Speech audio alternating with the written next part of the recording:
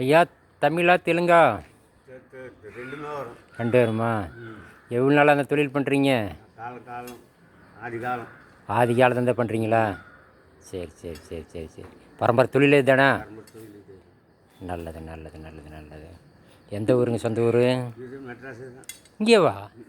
அப்படிங்களா? ஆ மெட்ராஸ். அப்படியா? பரவாயில்லையே, மெட்ராஸ்லேயே இருந்து இந்த தொழில் பண்ணுறீங்களே. மெட்ராஸில் இருந்தே இந்த தொழில் பண்ணுறீங்களே. பரவாயில்ல பரவாயில்ல பரவாயில்ல பரவாயில்ல பரவாயில்ல.